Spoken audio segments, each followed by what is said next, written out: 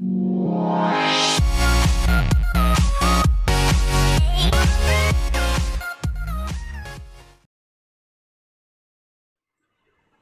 Student, मैं जी से स्वागत करता हूं आपका एमएचएस की ऑनलाइन क्लासेज। इस वीडियो में हम बात करेंगे अध्याय 1 की, जो बायोलॉजी का पहला अध्याय है। इसका नाम है आवर्तबीजी पादपों में जन्म। इस वीडियो के साथ हम बायोलॉजी प्रारंभ करने जा रहे हैं। इससे पहले वाली वीडियो में आपने बायोलॉजी का जो कोर्स है उसके बारे में देख लिया था। अब हम पहला चैप्टर चालू करेंगे। तो इससे पहले हम सबसे पहले ये देखते हैं कि आवर्तबीजी पादप होता क्या है। तो इस अध्याय का नाम है आवर्तबीजी पादपों में जन्म। तो इससे पहले हमको आवर्तबीजी पादप पता होने चाहिए क्या होते हैं।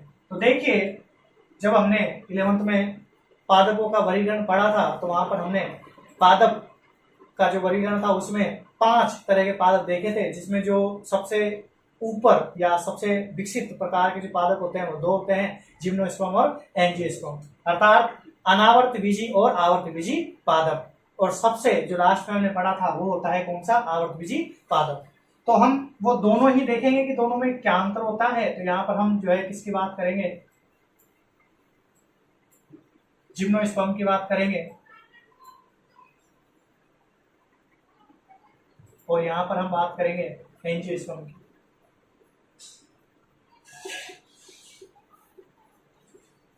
तो देखिए, जिम्नोस्पर्म क्या होता है, एंजियोस्पर्म अर्थात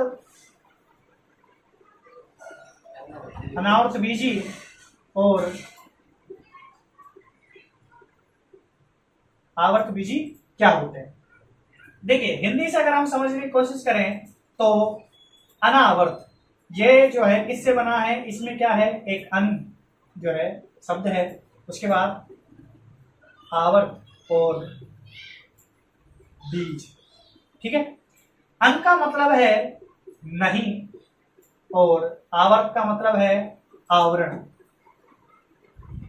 और बीज आप अच्छी तरह से जानते हैं कि बीज क्या होता है। ठीक है, तो यहां पर अनावर्तबीजी का पूरा हम जो शब्द है उसका अगर अर्थ लेने की कोशिश करें तो इसका पूरा अर्थ क्या हो जाएगा, ऐसे पादप जिनके बीज के ऊपर कोई भी आवरण नहीं पाया जाता है, तो उनको हम क्या बोल देते हैं, अनावर्तबीजी। ठीक है, तो जिम्नोस्पर्म या फिर अनावर्तबीजी पादप वो पादप होते हैं जिनके बीज के ऊपर कोई भी कवर का मतलब हो गया एक कठोर आवरण जो कि उसकी सुरक्षा करता है। तो वो जिनके ऊपर नहीं पाया जाता हम उसको क्या बोलते हैं, जिम्नोस्पर्म या फिर अनावर्तबीजी पादप कहते हैं। ठीक है, ये तो हमने जो है क्या देख लिया, जिम्नोस्पर्म देख लिया। और इसका जस्ट उल्टा क्या हो जाएगा, अनावर्त का उल्टा क्या हो जाएगा, आवर्तबीजी। कहने का तात्पर्य ये होगा कि ये वो प्लांट या वो पादप होंगे जिनके बीजों के ऊपर आवरण पाया जाएगा। हम अब एग्जांपल से देख लेते हैं तो वो अच्छी तरह से पूरा क्लियर हो जाएगा। देखिए, आपने खजूर खाए होंगे, तो जब अपन खजूर की बात करते हैं तो खजूर में क्या होता है, अंदर की तरफ बीज होता है। ठीक है, और इसके ऊपर क्या होता है, इसका ऊपर ब्राउन रेड सा जो है खाने वाला भाग होता है। तो इसका जो पूरा जो ऊपर वाला जो भाग है उसको हम खाने में काम में ले लेते हैं, और जब इसका पूरा खाने वाला भाग हटा देते हैं तो उसका बीज निकलता है, और बीज बिल्कुल ठोस होता है। अगर हम उसको तोड़ने की कोशिश करेंगे तो पूरा का पूरा बीज क्या हो जाएगा, टुकड़ों में टूट जाएगा, लेकिन उस पर से कोई भी आवरण हटेगा नहीं, क्योंकि इसके ऊपर कोई आवरण होता ही नहीं है। और अगर हम इसको आवरण समझने की कोशिश करें तो एक मिस्टेक है, वो गलती है। वो आवरण नहीं है बल्कि क्या है, उसका फल है या फल भित्ति है, वो आवरण नहीं है। बीज का आवरण अलग चीज होती है। जब अपन आवर्तबीजी देखेंगे तो उसमें आपको अंतर स्पष्ट हो जाएगा। ठीक है, तो ये क्या हो गया, केवल बीज है जिसके ऊपर कोई भी आवरण नहीं है। तो ये इसका बढ़िया एग्जाम्पल है। इसके बाद हम आवर्तबीजी की बात करें। आवर्तबीजी में हम एग्जाम्पल, सबसे सामान्य एग्जाम्पल आम का लेके चलते हैं। देखिए, आम में क्या होता है, ये जो है हमने आम का डायग्राम देखा तो इसमें बीच में इस तरह से इसका बीज होता है। ठीक है, ये आम हो गया और इसमें बीच में इसका बीज हो गया। ये जो सबसे ऊपर का जो आवरण होता है जो कि हम फेंक देते हैं, तो वो तो होती है क्या, फल भित्ति। वो क्या होती है, फल भित्ति होती है, उसको हम हटा देते हैं। इसके बाद इसका जो पीला भाग होता है उसको, जिसको हम क्या बोलते हैं, गुदा भी बोलते हैं, उसको हम खाने में काम लेते हैं। अगर हम इस सारी चीजों को, इन दोनों चीजों को हटा देते हैं, उसके बाद आती है इसकी गुठली, आम भाषा में जिसको हम गुठली बोलते हैं। ये जो गुठली होती है ये कुछ इस प्रकार से होती है, कठोर आवरण है और उस पर क्या होते हैं, ये पहचानने के लिए जो मैंने ये बना दिए हैं, इस पे क्या होते हैं, बहुत सारे हेयर लाइक स्ट्रक्चर या फिर रोम पाए जाते हैं। ठीक है, उस गुठली के ऊपर रोम पाए जाते हैं। अगर आप इसको ध्यान पूर्वक इस गुठली का जो आवरण है या फिर बीज का जो आवरण है, अगर इसको हटाते हो तो इसमें से अलग से इस तरह से हरा और पीले कलर का मुख्य जो बीज होता है वह बाहर निकल जाता है। तो कहने का तात्पर्य है कि जब अपन इसका जो ये हेयर वाला जो आवरण है या कठोर जो आवरण है जिस पर हेयर लगे होते हैं उसको हटा देते हैं तो फिर हमारे जो मुख्य बीज आ जाता है, जबकि इसमें ऐसा नहीं होता। तो यहां से हमारे क्या स्पष्ट हो गया कि आवर्त बीजी कौन से होते हैं और अनावर्त बीजी कौन से होते हैं। ठीक है, तो हमने ये समझ लिया अच्छी तरह से। तो हमारे आवर्त बीज समझ में आ गया है। अब हम बात करेंगे किसकी, कि आवर्त बीजी पादपों में जनन। अब हम देखते हैं कि जनन क्या होता है। तो देखिए जनन क्या है, एक जैविक प्रक्रिया है। जनन क्या है, एक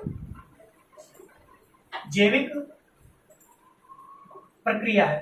ये एक ऐसी जैविक प्रक्रिया है जिसमें कोई जो जीव होता है, ठीक है, जीव वो क्या कर सकता है, अपने ही समान छोटे जीव उत्पन्न करता है। ठीक है, ये नरों मतलब मनुष्य के लिए या फिर पादपों के लिए सेम परिभाषा होती है जनन की। वह जैविक प्रक्रम या वह जैविक प्रक्रिया जिसके अंदर जो जनक होते हैं या फिर जो जीव होते हैं वो अपने समान ही छोटे जीव उत्पन्न कर देते हैं, हम उनको क्या बोल देते हैं, जनन बोल देते हैं। तो ये किसकी परिभाषा हो गई, जनन की परिभाषा हो गई। तो जनन क्या होता है, एक ऐसा प्रक्रम, ऐसी प्रक्रिया है जिसके अंदर जीव क्या करते हैं, अपने समान छोटे जीव उत्पन्न करते हैं, अपने समान भी कर सकते हैं और अगर लैंगिक जनन हो रहा है तो कुछ भिन्नता भी वहां पर आ सकती है। लेकिन परिभाषा में यही लिखेंगे कि अपने समान छोटे जीव उत्पन्न करते हैं। अपने समान से तात्पर्य जैसे आम का अगर पादप है तो उससे आम ही उत्पन्न होंगे, आम के बीज ही उत्पन्न होंगे। तो ये बात हो गई किसकी, जनन की।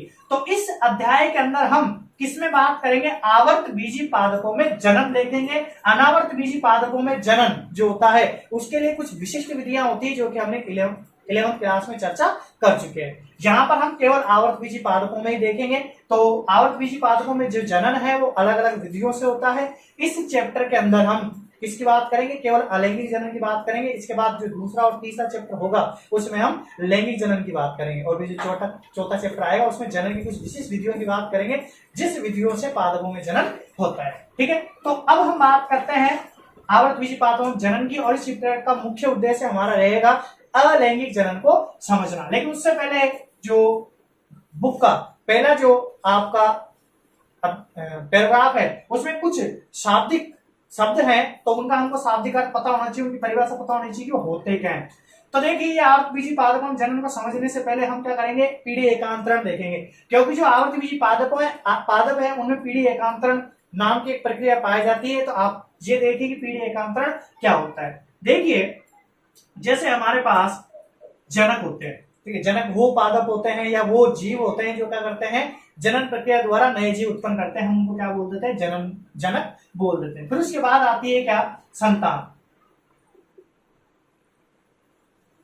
ये हो गए क्या, संतान। तो देखिए जनक जो जीव होते हैं उसको हम क्या कहते हैं, पहली पीढ़ी कहते हैं और मेंडल के अनुसार उसको हम क्या बोल सकते हैं, F1 बोल सकते हैं। तो यहाँ पर क्या हो गया, ये पहली पीढ़ी हो गई और ये क्या हो गई, दूसरी पीढ़ी हो गई। ठीक है, इसको हम F2 बोल देते हैं। अब पीढ़ी एकांतरण के लिए हमको ये पता होना चाहिए कि F1 पीढ़ी क्या होती है, F2 पीढ़ी क्या होती है, या फिर हम कहेंगे कि पहली पीढ़ी क्या है और दूसरी पीढ़ी क्या है। तो जनक जो होता है हम उसको क्या मान के चल रहे हैं, पहली पीढ़ी मान के चल रहे हैं। जो संतान होती है, जो छोटे जीव होते हैं उनको हम क्या मान के चल रहे हैं, दूसरी पीढ़ी मान के चल रहे हैं। तो देखिए जब पहली पीढ़ी से दूसरी पीढ़ी बनती है तो उसमें किस तरह से परिवर्तन होता है, परिवर्तन हो रहा है या नहीं हो रहा है, या फिर हम कहें कि पहली पीढ़ी और दूसरी पीढ़ी, पहली पीढ़ी से जब दूसरी पीढ़ी बन रही है तो क्या उसके बीच में कोई ऐसी अवस्था आ रही है जो दोनों पीढ़ियों से भिन्न है।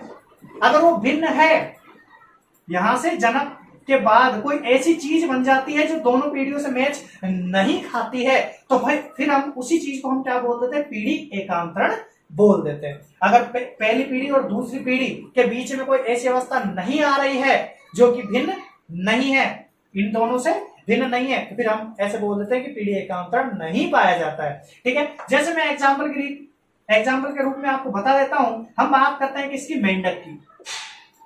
तो जो मेंढक है उसमें क्या होता है, मेंढक हो गया, उसके बाद इससे जब जनन प्रक्रिया होती है तो एक ऐसा जीव बनता है जिसकी पूंछ होती है, पूंछ होती है और वो जल में पाया जाता है, मुख्य रूप से जल में ही होता है, वो जल में उत्पन्न होता है। इसी जनन प्रक्रिया जो मादा मेंढक और नर मेंढक के जो शुक्राणु या अंडाणु, ये जो दोनों के अंडाणु हैं वो जब मिलते हैं तो उनसे ये जीव समुद्र में उत्पन्न होता है या जलीय वातावरण में उत्पन्न होता है। पूंछ होती है उसके और उसको हम लार्वा के नाम से जानते हैं, लार्वा कहते हैं, मेंढक का टेडपोल लार्वा कहलाता है वो। तो ये जो जीव है कुछ इस तरह का होता है, ठीक है, ऐसे यहाँ पर जो है आंखें इसके होती है। हम बात करें कि मेंढक ये जनक हो गया, उसके बाद दूसरी जो पीढ़ी बनेगी इसकी वो भी मेंढक ही बनेगा, लेकिन मेंढक के बनने से पूर्व बीच में क्या होता है, एक ये अवस्था आ रही है। ये जो अवस्था है वो क्या है, इसमें क्या है, पूंछ होती है, लेकिन हम जानते हैं कि मेंढक की पूंछ नहीं होती है। तो बीच में एक ऐसा जीव आ गया जिसकी क्या है, पूंछ है, और जो कि मुख्य पीढ़ी जो है उससे मेच नहीं खा रहा है। तो जिन जीवों में ऐसी अवस्थाएं पाई जाती है कि जैसे ये जनक है और ये संतान है, उसके बीच में कोई ऐसी अवस्था बनती है जो कि जनक से भिन्न होती है, जनक से क्या होती है, भिन्न होती है, या फिर संतान से भिन्न होती है, तो इस प्रक्रिया को हम क्या बोल देते हैं, पीढ़ी एकांतरण बोल देते हैं। परिभाषा की बात करें तो दो पीढ़ियों के मध्य एक ऐसी अवस्था पाया जाना जो कि दोनों ही जो जनक है और संतान है उससे भिन्नता रखती है, तो ऐसे गुण को हम क्या बोल देते हैं, पीढ़ी एकांतरण बोल देते हैं। तो ये हमने यहाँ पर क्या देख लिया, पीढ़ी एकांतरण देख लिया। तो हम ये बात करते हैं कि क्या आवर्तबीजी पादपों में भी ये पाई जाती है, पीढ़ी एकांतरण गुण पाया जाता है, हम इसकी बात कर लेते हैं। तो देखिए हमारे जो पैराग्राफ है या फिर हम कहें कि आवर्तबीजी पादप है उनमें स्पष्ट पीढ़ी एकांतरण नहीं पाया जाता है। कौन सा पीढ़ी एकांतरण पाया जाता है, अस्पष्ट। कौन सा पाया जाता है, अस्पष्ट पीढ़ी एकांतरण इसमें पाया जाता है। अब ये अस्पष्ट पीढ़ी एकांतरण कौन सा है, देखिए यहां पर क्या हुआ था, जब हमने इसमें एग्जाम्पल में बात की थी तो हमने क्या बोला था कि मेंढक जो है जनक हो गया, जो ये लार्वा वाली जो अवस्था है ये कहां पाई जाती है, जल में पाई जाती है। और आप इसको क्या कर सकते हैं, जल से प्राप्त कर सकते हैं, वो आपको जो है जनक से अलग प्राप्त होगा, मतलब एक भिन्न जीव है, वो एक ऐसी अवस्था है या एक ऐसा जीव है जिसको आप देख सकते हैं, महसूस कर सकते हैं, ठीक है, सारी जो चीजें मतलब कहने का मतलब हम ऐसा कह सकते हैं कि एक प्रकार का अलग से जीव है जिसका इसके जनक से और उसकी संतान से कोई लेना देना नहीं है, बस ये आगे जाके विकसित होकर किसमें परिवर्तित हो जाएगा, संतान में परिवर्तित हो जाएगा। लेकिन हम बात करें आवर्तबीजी पादपों में तो ऐसा होता तो है कि जनक से भिन्न इसमें कुछ ऐसी अवस्था पाई तो जाती है जो कि ना ही तो जनक से समानता रखती है और ना ही संतान से समानता रखती है, लेकिन इसका ये एक ड्रॉबैक है या फिर हम कहें कि एक कमी है। इसमें क्या होता है, जो जनक से भिन्न जो अवस्था बनेगी आवर्तबीजी पादपों में वो क्या होगा, आवर्तबीजी पादप पर ही उत्पन्न होगा। कहने का तात्पर्य यह है कि जो पादप होगा उससे भिन्न जो अलग से अवस्था होगी वो पादप से भिन्न नहीं उगेगी, उसको आप पादप से भिन्न प्राप्त नहीं कर सकते। देखिए हम समझने का प्रयास करते हैं, जैसे हम देख लेते हैं कि हमारे पास यहाँ पर क्या है, एक प्लांट है, ठीक है, ये प्लांट है, ये इसकी पत्तियां हो गई, यहां पर क्या है, फ्लावर बना हुआ है, ठीक है, ये क्या हो गया, एक जो है फ्लावर हो गया। तो ये जो फ्लावर है इसमें क्या है, जो फ्लावर है वो पादप का कौन सा अंग होता है, जनन अंग होता है, ये हम सभी जानते हैं। तो इसका जो जनन अंग या लैंगिक अंग जो है इसमें क्या होता है कि एक टाइम ऐसा आता है कि इसमें अगुणित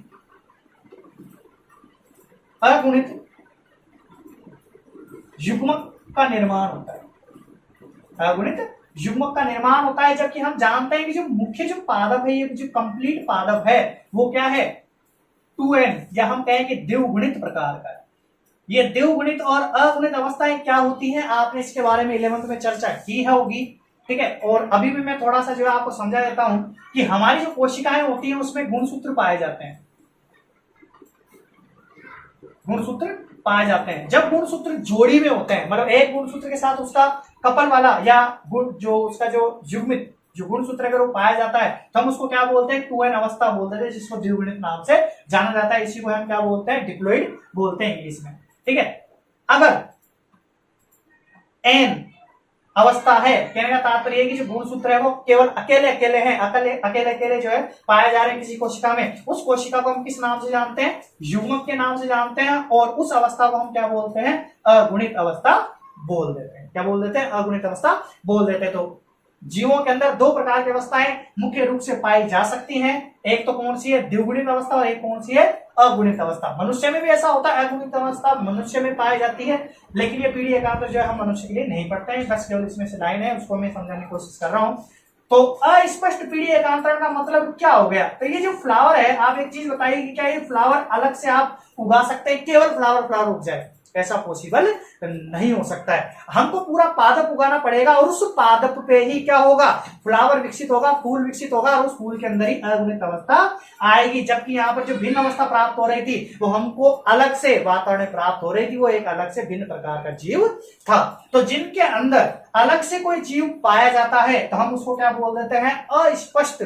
वो अलग से जीव पाया जाता है उसको स्पष्ट पीढ़ी एकांतरण बोल देते हैं। और जिसमें अलग अवस्था तो पाई जा रही है लेकिन उसका वातावरण में कोई भिन्न अस्तित्व नहीं है तो उसको क्या बोल देते हैं, अस्पष्ट पीढ़ी एकांतरण बोल देते हैं। अब आपको समझ में आ गया होगा कि हमारे जो चैप्टर है उसका पैराग्राफ उसमें लिखा हुआ है कि अस्पष्ट पीढ़ी एकांतरण क्या होता है या अस्पष्ट पीढ़ी एकांतरण पाया जाता है। तो स्पष्ट मेरे हिसाब से आपको समझ में आ गया होगा कि अस्पष्ट पीढ़ी एकांतरण क्या होता है। तो आगे हम बात करें उसमें एक और जो है अगली जो हमारी परिभाषा है वो है किसकी, द्विगुणित बीजाणुद्भिद।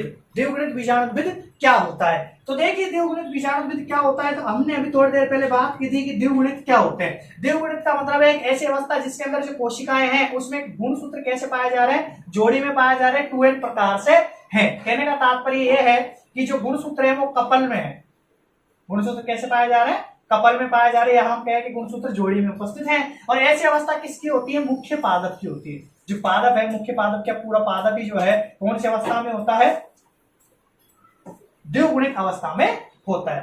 ठीक है, तो जो पादप का पूरा शरीर है, पादप का जो पूरा शरीर पूरा पादप ही है वो क्या है, द्विगुणित अवस्था में पाया जाता है। तो अब ये अवस्था कहां से प्राप्त होती है? कहने का तात्पर्य है कि पहली कौन सी पादप की ऐसी कौन सी अवस्था है जहां से द्विगुणित पादप का उगना प्रारंभ होगा, ऐसी कौन सी अवस्था है, वहीं उसी स्थान को या उसी स्टेज को हम क्या बोल देंगे, द्विगुणित बीजाणुद्भिद बोल देंगे। ठीक है, तो ये अवस्था प्रारंभ होती है किससे, युग्मनज से।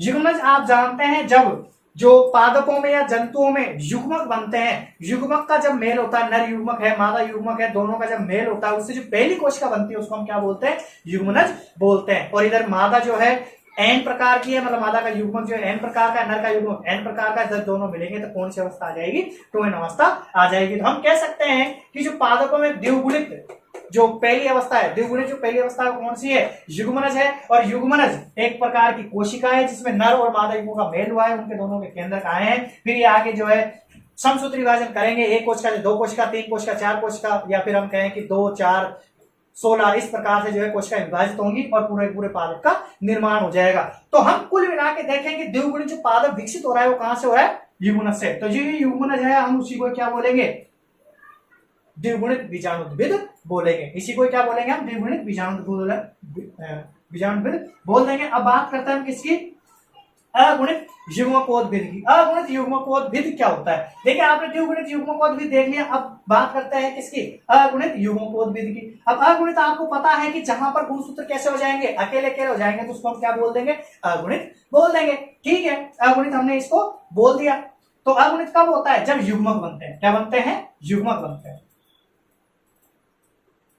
युग्मक बने और उनकी अवस्था कौन सी होती है, अगुणित होती है। और आपको यह भी याद होगा, आपने 11th में अर्धसूत्री और समसूत्री विभाजन पढ़ा था। तो जब जो जीव है उसकी जनन कोशिकाओं के अंदर कौन सा विभाजन होता है, अर्धसूत्री विभाजन। अर्धसूत्री विभाजन के परिणाम स्वरूप क्या बनते हैं, युग्मक बनते हैं।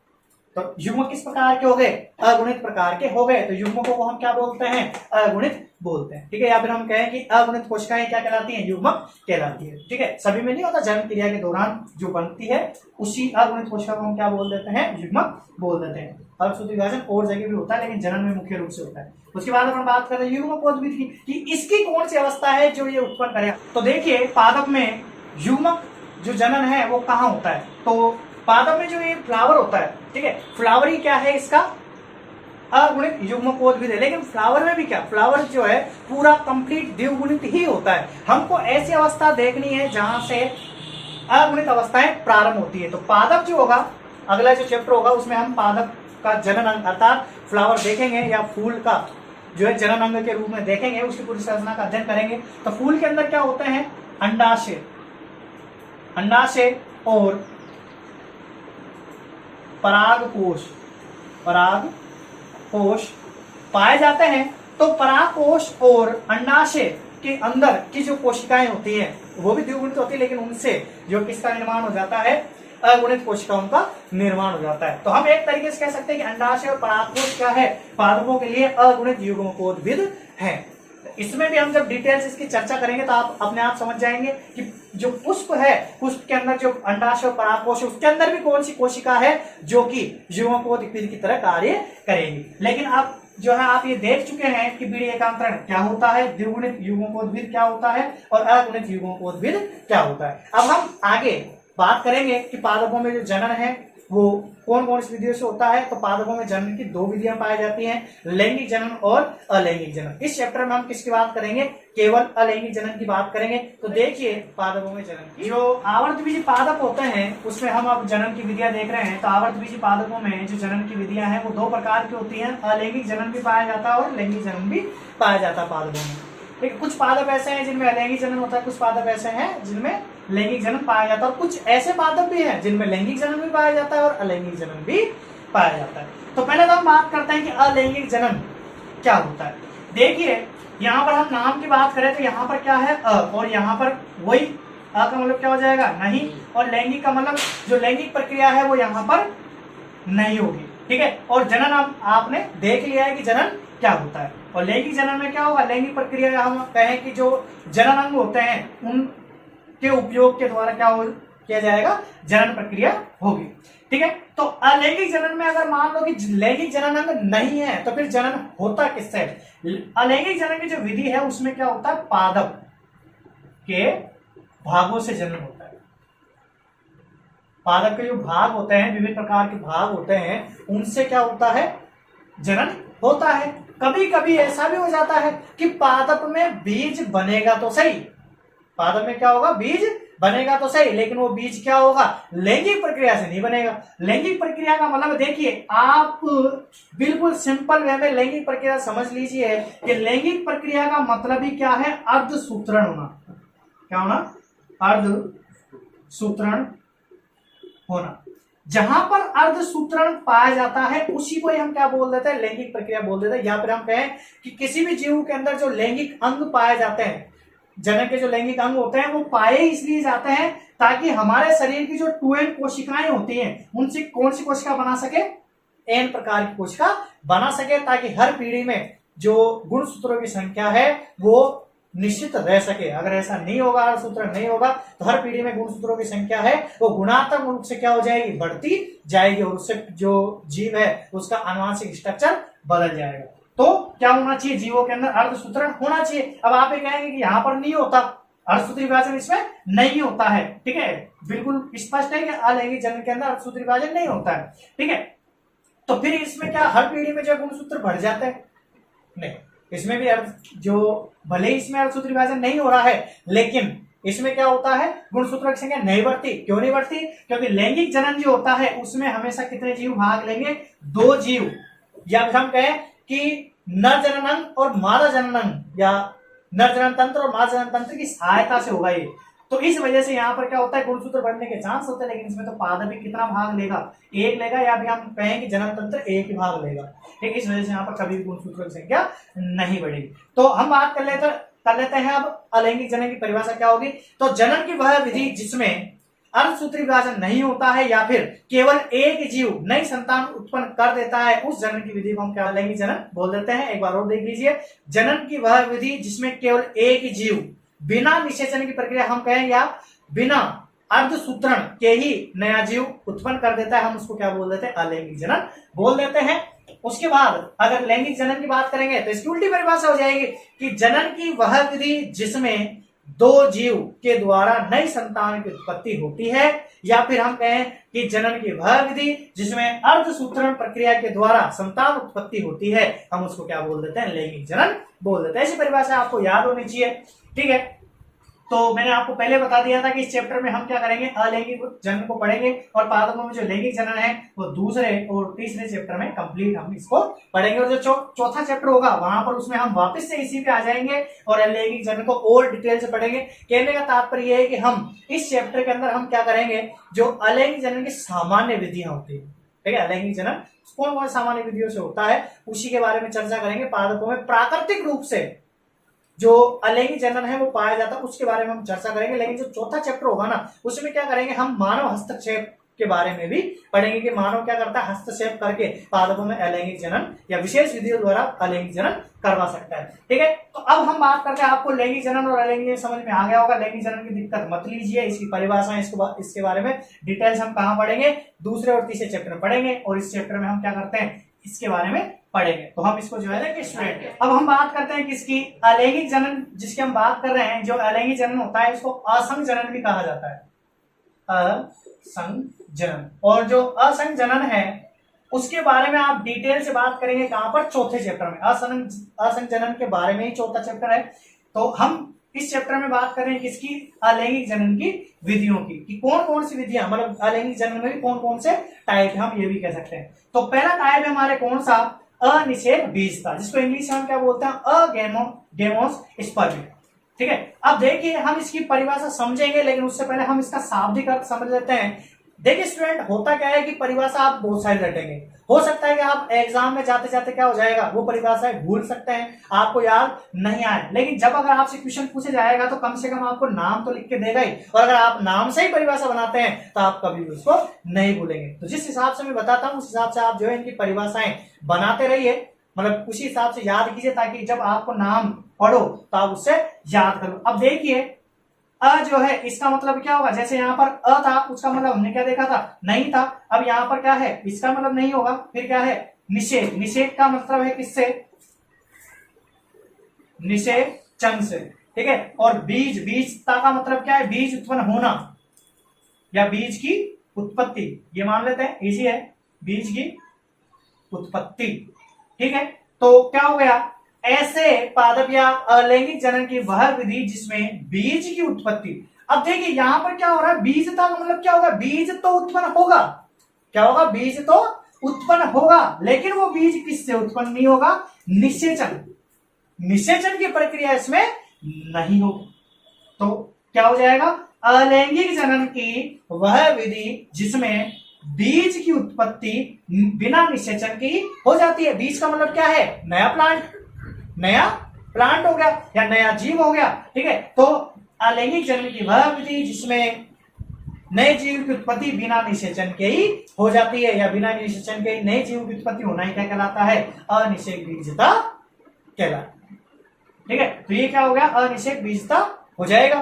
तो अब आगे देखिए, कायिक जनन अथवा कायिक प्रवर्धन। तो जिस हिसाब से हमने इसकी परिभाषा देखी थी वैसे इसकी परिभाषा देखिए, यहां पर लिखा हुआ है शब्द कौन सा, कायिक। तो कायिक देखिए, कायिक जो शब्द है वो कैसे, एक शब्द होता है काया और उसी में एक प्रत्यय लगने से क्या बना है, कायिक बना है। तो काया का मतलब होता है शरीर, क्या होता है, काया का मतलब शरीर। आपने एक श्लोक सुना होगा, पहला सुख निरोगी काया। इस श्लोक का अर्थ क्या हो जाएगा कि मनुष्य के जीवन का पहला सुख ही क्या होता है, उसकी काया का स्वस्थ होना।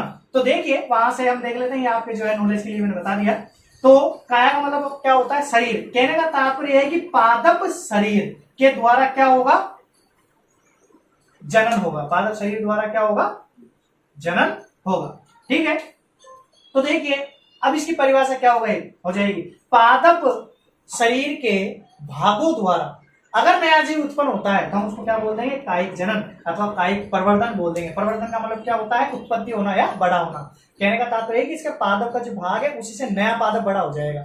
ठीक है, तो उसको कायिक जनन के स्थान पर कायिक प्रवर्धन कहना बहुत सर्वाधिक जो है उचित है। प्रवर्धन का मतलब क्या हो गया, वो जो प्लांट का भाग था वही क्या हो गया, बड़ा हो गया, और उसी से किसका निर्माण हो गया, नए पादप का या पूर्ण पादप का निर्माण हो गया।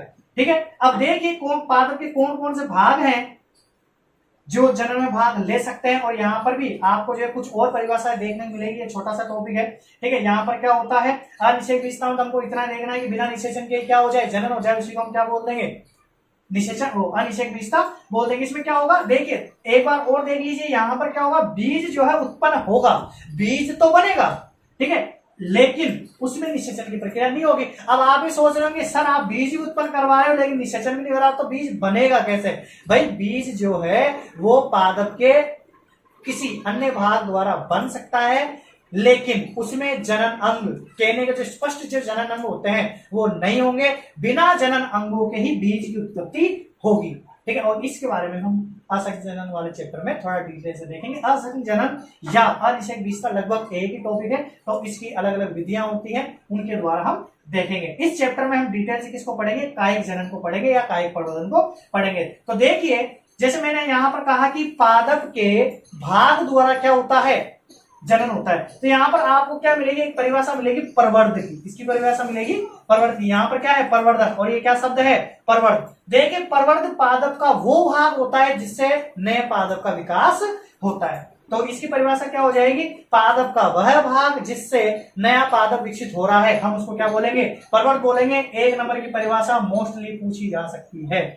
ठीक है, ये आपको जरूर याद रखना है। पादप का वह अंगक या पादप का वह अंग जिससे नए पादप की उत्पत्ति होती है, हम उसको क्या बोलते हैं? प्रवर्ध बोलते हैं। और ये प्रवर्ध के एग्जाम्पल कौन कौन से हो जाएंगे वो देखिए। पादपों में जो जनन है वो किसके द्वारा हो सकते हैं? पत्तियों के द्वारा हो सकते हैं, तने के द्वारा हो सकते हैं, जड़ के द्वारा हो सकते हैं। ये मुख्यतः पादपों में जो है जनन इन भागों द्वारा होता है। और ये किसके जो उदाहरण हो गए? प्रवर्ध के उदाहरण हो गए। अब हम आगे देखेंगे कि पत्तियों के द्वारा कौन से पादपों में जनन होता है, तने के द्वारा कौन कौन से पादपों में जनन होता है, और जड़ के द्वारा कौन कौन से पादपों में जनन होता है। देखिए स्टूडेंट यहाँ पर क्या है, इस चैप्टर से आपसे एक नंबर का क्वेश्चन पूछा जाएगा। हो सकता है कि वो जो क्वेश्चन है वो उदाहरण का पूछ लिया जाए। कहने का तात्पर्य है कि आपको क्वेश्चन देते हैं उसमें आपको इस चैप्टर में आए हुए उदाहरण को लिखना पड़े। कहने का तात्पर्य जैसे मान लो कि आपसे पूछ लिया जाए कि किसी एक ऐसे पादप का नाम बताइए जिसमें तने के द्वारा अलैंगिक जनन होता है। ऐसा क्वेश्चन आपसे पूछ लिया जा सकता है। या फिर हो सकता है कि उदाहरण देके आपसे पादप का नाम पूछ लिया जाए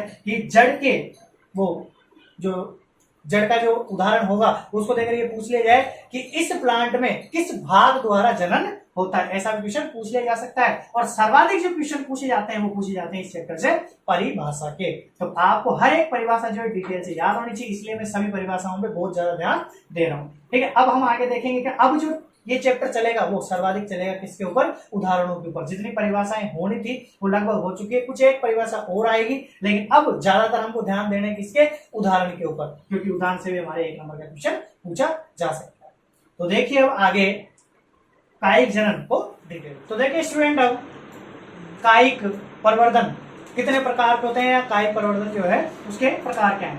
तो पहला तो है अपने कौन सा? प्राकृतिक कायिक प्रवर्धन। और दूसरा है अपना कौन सा? कृत्रिम कायिक प्रवर्धन। तो प्राकृतिक कायिक प्रवर्धन से तात्पर्य है कि ऐसे पौधे जिनमें प्राकृतिक रूप से कौन सा परिवर्तन पाया जाता है या कौन सा जनन पाया जाता है? कायिक जनन पाया जाता है, तो उनको हम क्या बोलते हैं? प्राकृतिक कायिक प्रवर्धन।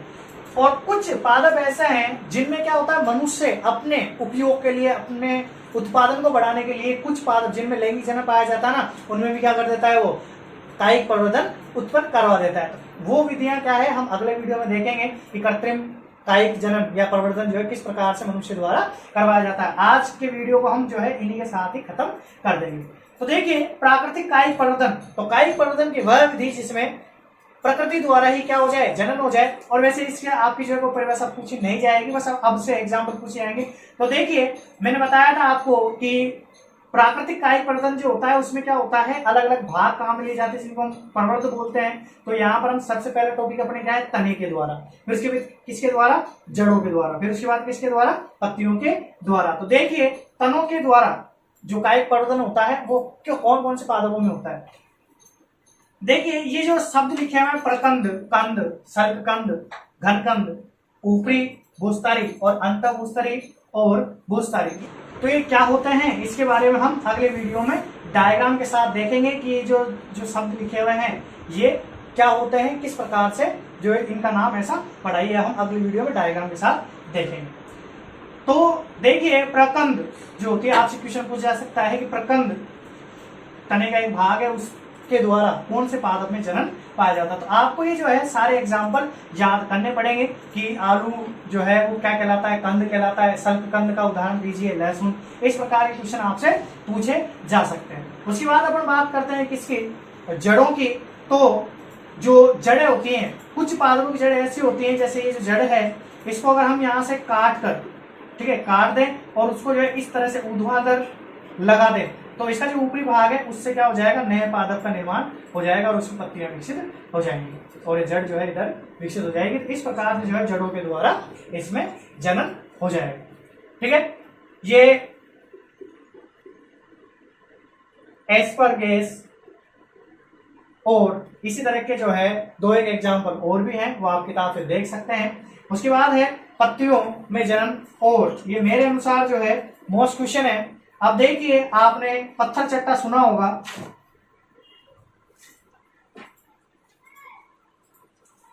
पत्थर चट्टा या जिसको हम ब्रायोफिल्म भी बोलते हैं,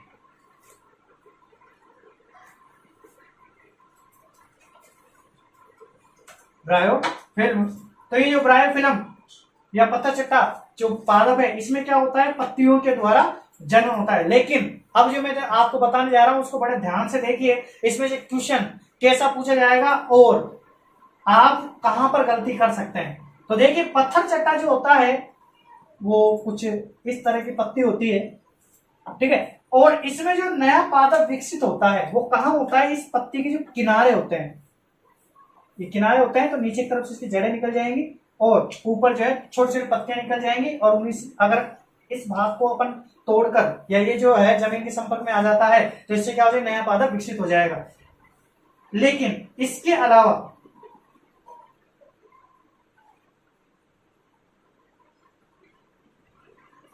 बिगोनिया भी एक पादप होता है। तो जो बिगोनिया पादप होता है इसमें भी पत्ती के द्वारा जनन होता है, लेकिन इसमें जो जनन होता है उसमें देखिए क्या अंतर होता है। इसमें बड़ी सी पत्ती होती है, तो यहाँ पर जो हम जानते हैं 11th के अंदर हमने पढ़ा था कि जो इसकी सिराएं होती है जिससे जल जो है पत्ती के अंदर जाता है, तो ये जो सिरा है या फिर जो इसकी सहायक सिराएं होती हैं उस पर नए पादप का निर्माण होता है, ना कि किनारे पर। या फिर जो इसका व्रंत है, पर्णवृंत है, इसके द्वारा भी क्या हो सकता है, नया पादप का निर्माण हो सकता है। तो आपसे क्वेश्चन इस प्रकार का पूछा जा सकता है कि पत्तियों द्वारा कायिक प्रवर्धन का वह उदाहरण बताइए जिसमें नए पादप की उत्पत्ति पर्णवृंत द्वारा होती है। किसके द्वारा होती है, पर्णवृंत के द्वारा। इसमें क्या पूछा जाएगा, पत्तियों के किनारों द्वारा। इसमें पत्तियों के किनारों द्वारा होता है, जबकि इसमें किसके द्वारा होता है, पर्णवृंत के द्वारा या फिर पर्णशिराओं के द्वारा। तो यह आपको अच्छी तरह से याद रखना है। इसके अलावा जो कायिक जनन है या प्राकृतिक कायिक जनन है, उसका एक चौथा पार्ट भी है, विशिष्ट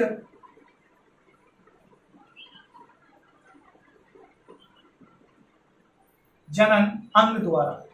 देखिए, कुछ पादपों में क्या हो जाता है कि जनन के लिए ये होता कायिक ही है। क्यों? क्योंकि जैसे मान लो कि पादप का तना है, ठीक है, तो तने पे क्या हो जाता है, कुछ विशिष्ट संरचना बन जाती है जो आगे जाके किसका निर्माण कर देती है, बीज का निर्माण कर देती है। लेकिन वो होता कैसा है, उसमें ना ही तो कोई युग्मक का निर्माण होता है और ना ही कोई जो विशेष प्रकार के फूल या इसका निर्माण होता है। इसमें ऐसी कोई चीज का निर्माण नहीं होता, बस यहाँ पर क्या हो जाता है, एक ऐसा भाग बन जाता है जो आगे जाके बीज की तरह कार्य करके नए पादप का निर्माण कर देता है। उसको क्या बोल देते हैं, जनन अंग, विशिष्ट जनन अंग बोल देते हैं। ये किसमें बनता है, अगेव, रतालु, इनमें इस प्रकार का जन्म पाया जाता है। यह भी एक मोस्ट क्वेश्चन हो जाता है उदाहरण को लेकर, विशिष्ट जनन अंग द्वारा कायिक प्रवर्धन का एक उदाहरण बताइए, तो वहां पर अगेव और रतालु आप लिखेंगे। तो इसी के साथ ही आज की हमारी वीडियो जो है समाप्त होती है। इसमें हमने जो है प्राकृतिक कायिक जनन को अच्छी तरह से पढ़ लिया है, जनन की विधि जो है हमने देख ली है। अगली जो क्लास होगी उसमें हम कृत्रिम कायिक प्रवर्धन किस प्रकार से करवाया जाता है, मानव के द्वारा कौन कौन से जो है विधियां काम में ली जाती हैं जिनसे हम पादपों में जो है उत्पादन अधिक कर सकते हैं। इसी के साथ ही इसमें जो है अनेक डायग्राम भी आएंगे, हो सकता है कि वो डायग्राम भी आपके एग्जाम्पल में पूछे जा सकते हैं। तो जितना पढ़ा दिया है उसको आप एक बार रिपीट कर लीजिएगा और आगे जो पढ़ाया जाएगा उसका भी एक बार जो है पढ़ के देख लीजिएगा।